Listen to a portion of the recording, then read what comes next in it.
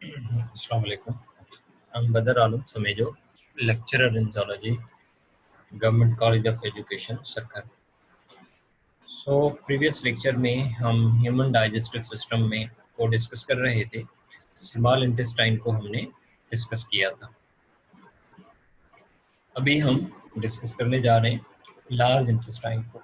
तो जैसा कि हमें पता है कि लार्ज इंटेस्टाइन में 3 मुख्तलिफ पार्ट्स होते हैं, caecum, colon and rectum. Caecum जो है वो स्मॉल इंटेस्टाइन का बिल्कुल छोटा पार्ट और ये एब्डामेन की लोअर साइड में रखा हुआ होता है. इट गिव्स ऑफ, इसमें से एक छोटी सी फिंगर लाइक 18 सेंटीमीटर की एक प्रोजेक्शन निकलती है जिसे हम क्या कहते हैं, वर्मी फॉर्म अपेंडिक्स का नाम देते हैं. It is a vestigial organ in human. ये ह्यूमन में वेस्टिजियल ऑर्गन है, यानी इसका कोई ह्यूमन में रोल नहीं होता. लेकिन जो हर्बीवोर्स ऑर्गेनिज्म है, उन हर्बीवोर्स ऑर्गेनिज्म में इस अपेंडिक्स के अंदर बैक्टीरिया रहते हैं जो सिम्बायोटिक बैक्टीरिया हैं, और वो बैक्टीरिया सेल्यूलेज एंजाइम सीक्रेट करते हैं और इस एंजाइम की मदद से वो सेल्यूलोज को डाइजेस्ट कर सकते हैं. और यही वजह है कि हम सेल्यूलोज को डाइजेस्ट नहीं कर पाते, बिकॉज कि हमारे एलिमेंट्री कैनाल में सिम्बायोटिक बैक्टीरिया इस तरह के नहीं होते जो कि सेल्यूलेज पैदा करें.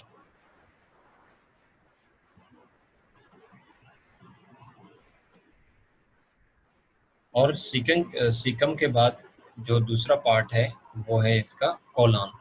कोलन एक बड़ा पार्ट है हमारे एलिमेंट्री कैनाल का.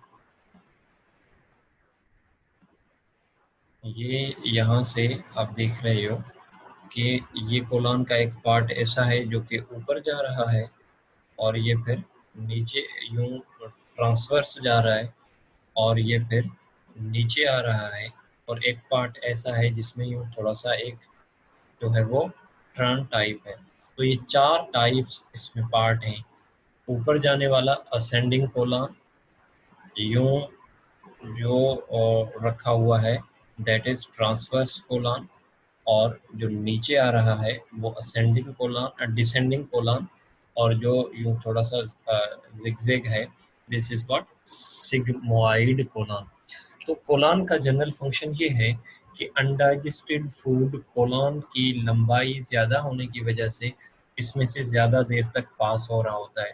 तो इसका फ़ायदा ये है कि जो अनडाइजेस्टेड फूड में वाटर है ज़रूरत के मुताबिक वो फूड से एब्ज़ॉर्ब होगा, साल्ट्स यहाँ पर से एब्ज़ॉर्ब होंगी, और यहाँ सिम्बायोटिक बैक्टीरिया पाए जाते हैं जो कि हमारे लिए विटामिन्स और मुख्तलिफ अमाइनो एसिड वगैरह बनाते हैं जो भी यहाँ पर एब्ज़ॉर्ब होती हैं.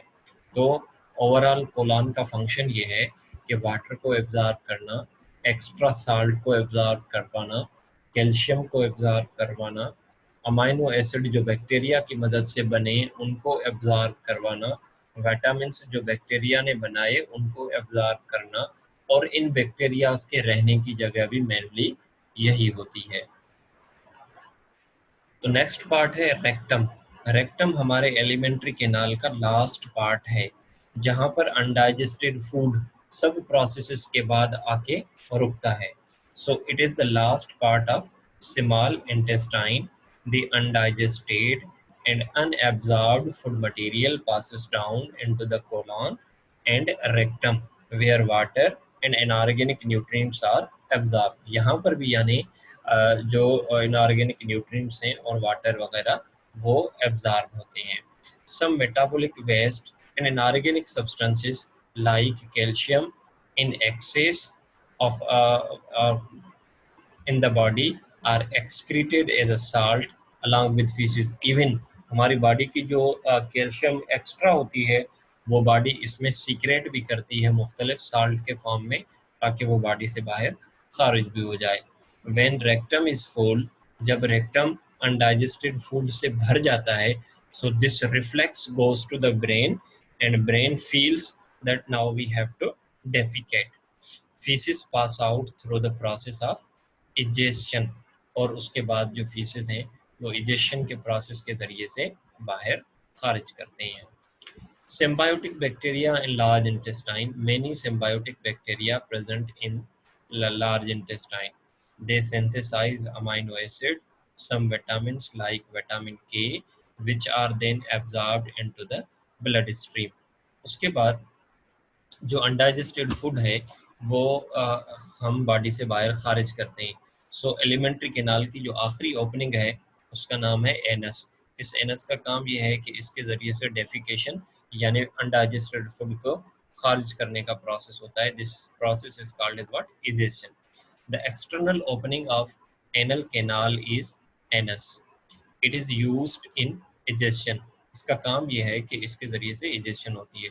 The bulk of faeces consist of dead bacteria, cellulose and other plant fibres, dead mucosal cells, mucus, cholesterol, bile pigment and derivatives and water. ये सारा मिक्सचर जो है वो क्या कहलवाता है? फीसिस कहलवाते हैं। Faeces pass out from rectum through anus. Faeces जो है वो रेक्टम से पास होते हैं बॉडी से बाहर, किसके जरिए से? एनस के जरिए से। अब एनस को की जो ओपनिंग है उसको रेगुलेट करने के लिए, कंट्रोल करने के लिए एनस के पास दो स्फिंक्टर्स होते हैं, एक इंटरनल और एक एक्सटर्नल। सो जो इंटरनल स्फिंक्टर है कंसिस्ट ऑफ स्मूथ मसल्स।